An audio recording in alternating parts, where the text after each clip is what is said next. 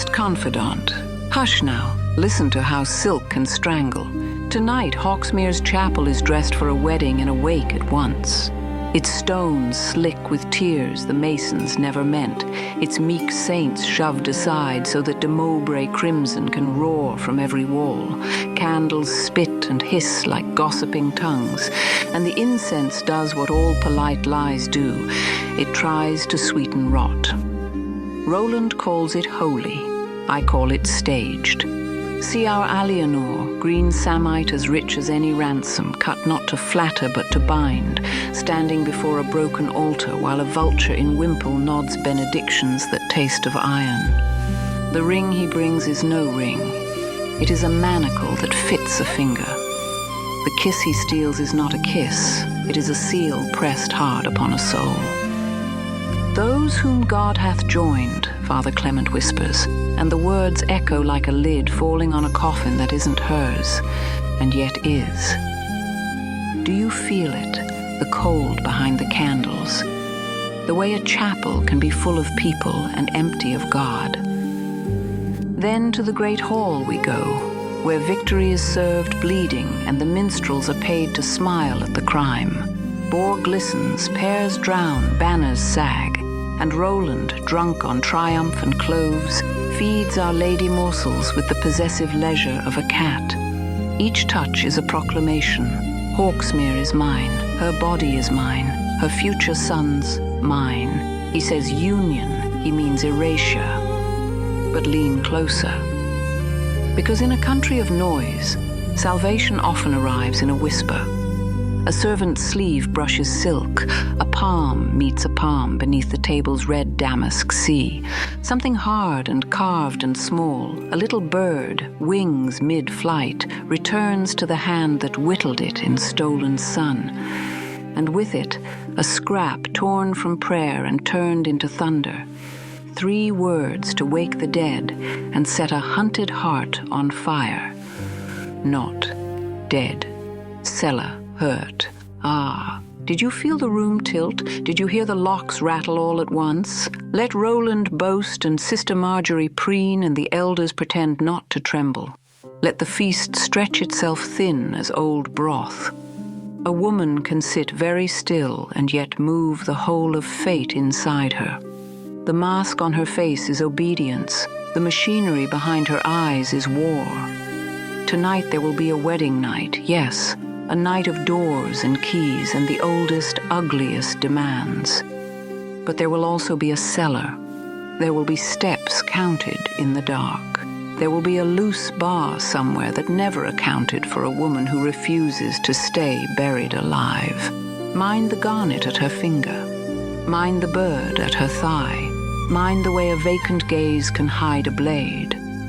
Come, confidant, sit with me at the edge of the dais and pretend to taste the wine. I'll tell you where the shadows pool deepest, and you, if you're brave, will keep my secrets while she learns to use them. Chapter 9. Vows and Shadow.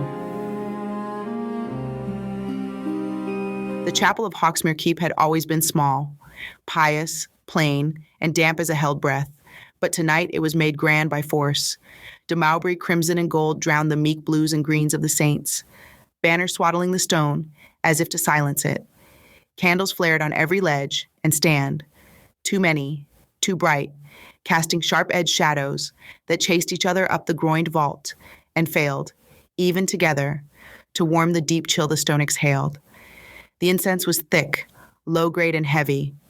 It tried to sweeten the old smells, wet mortar, old earth, and only made them louder. Lady Alianor de Clairvaux stood at the makeshift altar in a wedding gown that did not belong to Hawksmere's memory, emerald samite, with hard threadwork that scratched her skin when she breathed, a high collar that sat like a collar in truth. The weight of the garment felt like a verdict handed down in cloth. Her hands were steady because they had to be. She could not grant him the tremor he wanted to see. Behind and slightly to her right, Bess hovered, a slight figure in the best she owned, undyed wool, a clean square of linen pinned over her hair. Her lips were pressed thin to keep back their tremble. Alianor kept Bess in the corner of her vision. When she dared, she let that small warmth, live inside the greater cold. Sir Roland de Mowbray dominated the rest. He wore midnight velvet, slashed with blood-bright silk, his boots polished to a mirror, his hair combed like a promise. He had the stance of a man who believes the floor is his ally. The de Mowbray signet on his finger caught candlelight and returned it with a predator's wink. When he placed his hand at the small of Alianor's back, he did not brace. He branded. Sister Marjorie looked pleased by the pageant she'd helped arrange. The habit whitened her thin face and threw sharpness into her eyes. She smiled a nun's tranquil smile that could not hide appetite. Father Clement stood behind the altar, vestments, clean but tired, holding his book as though it weighed more tonight than any other night of his life. His eyes found Alianor's once and begged pardon she did not ask him to give. They had propped Lord Edmund near the front in furs he did not need, a husk to bear witness to the extinction of his house. The few elders who had come sat very straight, with careful faces, learning a new way to pretend. When Clement dropped his book to the altar with a thud, the chapel startled. He intoned the right, but each word felt like a church bell rung for the wrong soul. Love, honor, cherish, obey. The language of covenant stripped and forced to wear another meaning. Wilt thou, Sir Roland de Mowbray, he asked, have this woman to thy wedded wife? I will, Roland answered loudly, like a man calling home hounds. When Clement turned to her, wilt thou, Lady Alianor de Clairvaux? The silence went taut. The pressure of Roland's palm increased, a reminder that stood behind the words like a blade. Bess's breath hitched, then steadied. Sister Marjorie's mouth tightened around a pleased thought. Alianor made the shape of the words with a throat that felt scraped raw. I will. The chapel accepted them like a stone accepts rain. It changed nothing, and it changed everything. Roland did not fumble for the ring. A knight, stone-faced, opened the velvet pouch. Roland took gold, as if gold had always been a servant. The band was thick and cold, heavy enough to be useful in a fight. The garnet was the color of old blood, and candlelight made it look wet. When he slid the ring onto her finger, he watched her face, not the act itself, weighing what he owned and how he would spend it. With this ring, I thee wed, he said. It sounded like, with this ring, I seal. Those whom God hath joined together, Clement spoke, and the chapel made a soft sound. Was it rushes stirring, wax weeping? That might as well have been a groan. Roland kissed her because the rite told him to, and because he wanted to. He pressed hard, breath clove sweet and wine thick, lips certain. Alianor did not close her eyes. She fixed them on a skewed tapestry of St. Agnes, whose embroidered lambs seemed to look back with tired pity. When the kiss ended, the chapel exhaled. Roland lifted her hand, and their joined shadows rose and trembled on the wall like a dark flag. They went out into the great hall, where the heat hit like a hand. Hawksmere's rafters drank torch smoke and returned it as a low haze. The tables were crowded with meat and fruit and pride. Boars gaped with apples in their mouths. Fowl piled up like a hunt daydream. Oranges and figs glowed with foreign brightness, and wine ran broad as a minor river. The smell was grease and timber and sweat and triumph. Under all that, fear. Roland seated Alianor on the dais like a trophy secured at last, and placed himself so that any path she might want to walk would require crossing him first. Sister Marjorie stationed herself near enough to see without appearing to watch. Lord Edmund's head lolled. A servant spooned broth that did not make it to the mouth. Minstrels in good coats played music they did not love, for men they did not trust. Roland performed intimacy as part of his power, selecting a choice bit of boar and placing it against Alianor's mouth, lingering touch at her jaw, thumb tracing her cheekbone as if it were already his signature there. The garnet on her finger caught the light when she lifted her goblet. She kept her expression empty and practiced. She had learned emptiness at his side, learned its use. "To my lady wife," Roland called, standing, goblet high. The hall responded raggedly, his soldiers quickly, the elders after a pause. "May she be a fruitful vine within my walls," he said, choosing scripture, the way a man chooses a knife, "and may our house flourish." The cheer that met this had gaps in it where courage tripped. Alianor raised her own cup and did not drink. She could smell metal in the wine. She put the goblet down and felt her heart beat through the cup's ring on wood. He leaned toward her while the room clattered and moved and made noise enough to make privacy. His breath warmed her ear. His voice was pitched for her alone and for the one girl standing behind her chair. "You have learned obedience," he murmured. "It suits you. Keep it for the feast." His thumb pressed at the corner of her mouth as if he could shape her. "Tonight, in the dark, you will learn something better. Fire. Participation." His eyes tilted past her shoulder toward Bess. "Or the little one pays what you owe." Bess flinched. Alianor did not. She let her face remain a blank wall, and behind it, something drew together and hardened. The feast went on, and thinned as it went, laughter growing louder without growing happier. Wine stained the tablecloths like wounds. The minstrels repeated themselves and pretended not to notice. Sister Marjorie leaned back like a cat and blinked slow. When the stewed pears reached the dais, Bess stepped in to clear a plate that had hardly been touched. Her sleeve brushed Alianor's gown. It was an ordinary contact, the sort of nothing that keeps a life going. Wool against silk, heat against heat. But under the table's red damask, in the shadow made by Alianor's body and the heavy cloth, Bess pressed something small and hard into her hand. Alianor did not look. She could not afford to. Roland gestured widely as he talked about hunting and roads and iron. The hall watched him or pretended to. Alianor slid the object into the fold of her skirt and held it there with the bones of her fingers, feeling its shape through linen. A bird, carved in haste, but smooth by handling, wings caught in their upstroke. She knew it by touch alone. It was her bird, from the old oak above Thorn's Hollow. The knowledge came with the clean, superstitious jolt of finding one's name scratched on a hidden door. There was a scrap of parchment tied beneath the bird with a twist of thread. The thread's knot worried her thumb. When Roland turned to call for more wine, and his men laughed too loudly, she risked it. Her hand opened under the cloth. Her eyes stayed on a stain in the table's wood. Her breath did not change. 3 words, shaky and hurried, pressed into the fiber with a dull nib. Not dead. Cellar. Hurt. For a moment, the hall tilted, and the sound washed high and thin, like wind through rigging. Eamon Thorn alive. Not thrown to the ditch or the crows. Here. Under her. Hurt, but breathing. Alianor closed her hand until her knuckles ached. The pain helped her steady herself back into this room, with its heat and smoke and watching eyes. She covered her mouth with her napkin and coughed once, an excuse for a changed face. Roland looked at her then, a suspicion's quick flick. She met it with the exhaustion he expected. "The wine sits heavy, my lord," she said softly, and let a little hoarseness into the words. "The day has been long."